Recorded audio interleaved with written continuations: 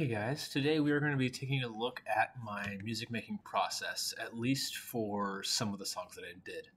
So, for today, we're going to take a look at my Disassembly Required remix that I did, and this is going to be a little bit different from the YouTube video that I have because I messed around with it a little bit after the video because I didn't like the way the original one sounded.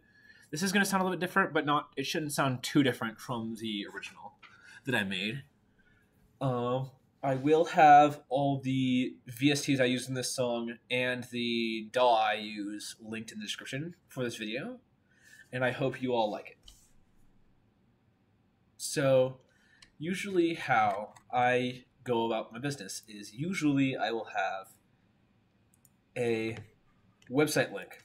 I will go on the internet and look up a MIDI file for something. So usually I go to like flat.io or I will go to the online sequencer. Online sequencer is a really good one. It has a lot of MIDI files, a lot of fun little stuff. I don't ever use it for actual music making. I only ever use it for the music file, for the MIDI files. Now Disassembly Required took me a while because it was a little bit of a complicated song. I could get this spelling right. But yeah, I did have a MIDI file here. This was Disassembly Required. This is the thing where I got all the chord progressions and the arpeggios from.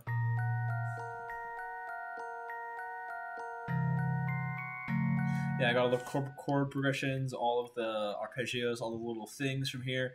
I did simplify this big honking part here. I simplified this down to be just a little bit simpler. So from you have this,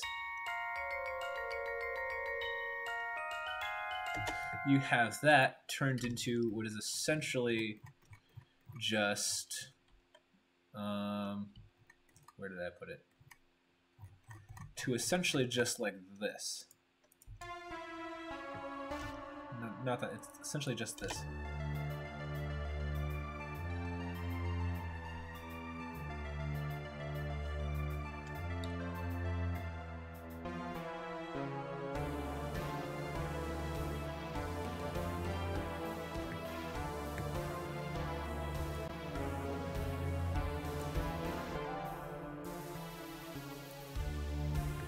And that's that. So, but the way I usually go about my business is I will learn the individual little sections, such as arpeggios, chord progressions, drum loops, that kind of thing. I will figure out where each thing loops, and I've gotten really fast at this, but I know for some people it can take them quite a while to get their head around it. But yeah, so first I got this little thing here, this arpeggio here.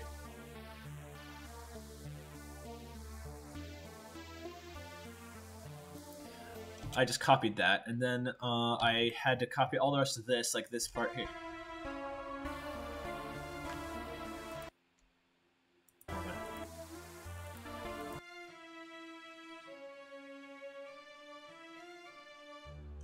I had to copy that part, and then also this part.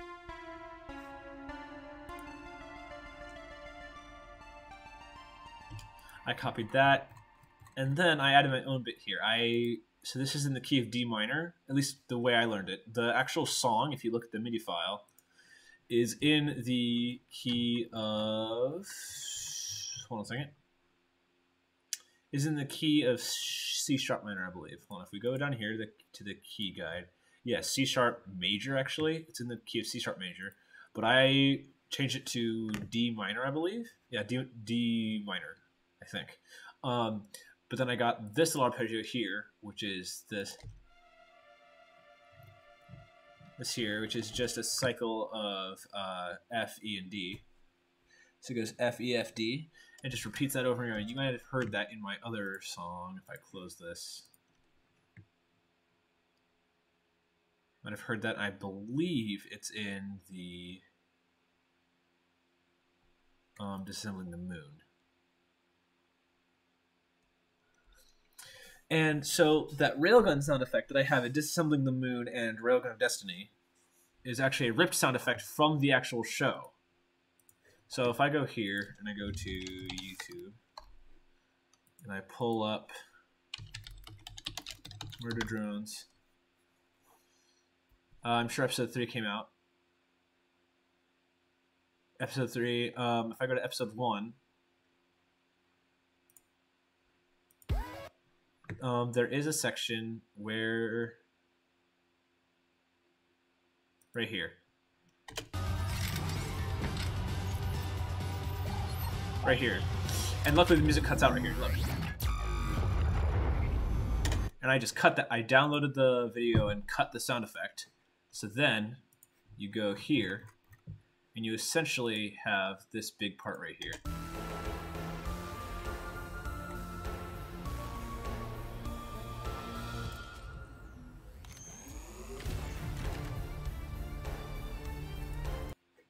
And I had another sci-fi sound effect from another YouTube video of sound design. I cut that and made this. That's that. And then this is the original audio from the show. And I mixed that with a Death Star sound. You can probably hear it right out here. You can hear the turbo laser sound from Star Wars in there. I mixed that with that. So then you get this awesome sound effect of this. But then you can also layer that, and I generally use that as a bass drop sound, so you have this.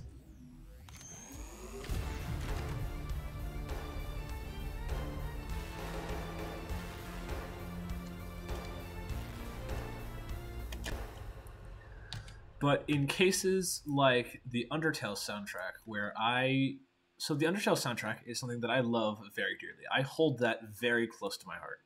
And so it's just a very amazingly good soundtrack. And so as a result of that, I kind of just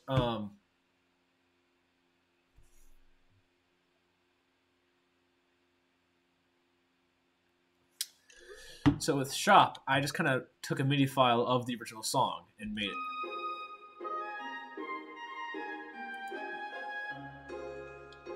Took a MIDI file of the song and just duplicated and ripped and made some more sounds.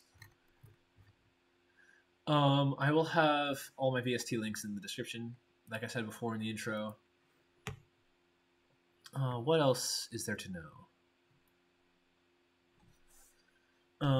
Oh yeah, the original song name for Railgun Destiny was Railgun on Crack, but I decided against it since that sounded a little bit too interesting. I wanted the title to sound good, not cringe, so I made it be Railgun of Destiny. Megalovania, songs like Megalovania that have a very set tone, like where there's an actual melody, a melody that changes differently throughout the song. I have to keep the structure the same. I have to keep the song structure the same mostly. I did skip a little bit of part here, and I have this.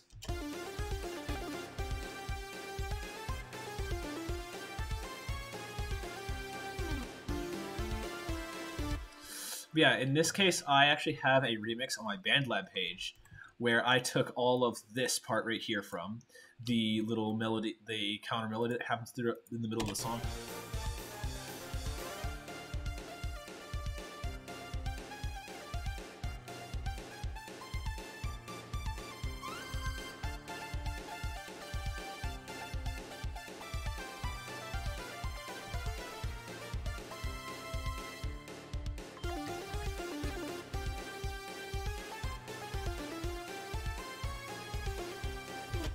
But yeah, that's that for the Megalovania one. Anyway, so that is most of my process. I had to redo this video 3 times over because I could not keep my mind straight.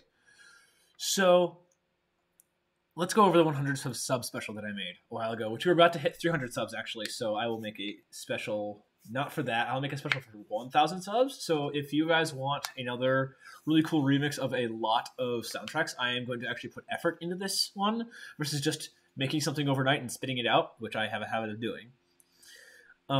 You guys can go ahead and subscribe to that so I can get 1,000 subs. Anyway, so the whole thing with this, oh boy, oh boy. So in this song, I had this beginning part here. This is the beginning Halo part right here, which actually right here changes to 120 right around here. So this is actually where stop.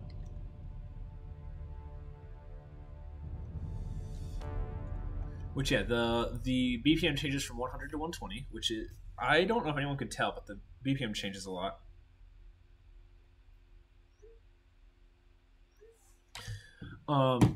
So this changes here from 120 somewhere around here. I forget where is it.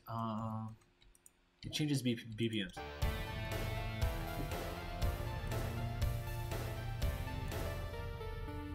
Okay, so it changes from 120 to 220, adding an extra 100 BPM. So that's right.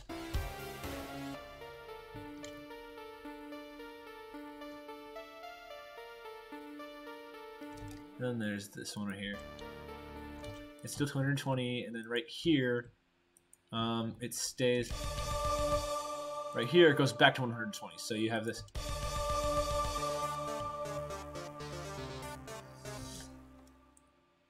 And so in the next video, I will cover VSTs and the sounds I use and how I use them. That will be in the next video in this series. I'll make a playlist for it. But yeah, Megalovania is in 120 BPM. Listen, I don't know time signatures either, so I have this,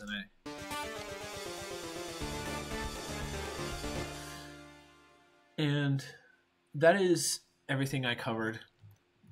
Yeah, this is the last little Megalovania part I covered. I did a little bit of a reconstructing science part in here. I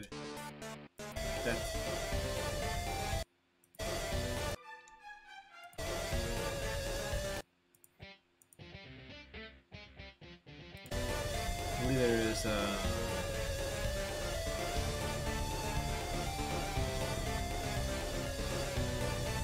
yeah, right here is a little more reconstructing science. That is everything for now. If you guys have any questions or anything you want me to cover next, please comment down below, and please tell me if I could do better. This is my actual first video of me doing any kind of narrating or anything at all regarded to tutorials or whatever, so I hope I can do better in the future. Just let me know what I can do in the future. I will actually cover the song I will use for the background of this. I will.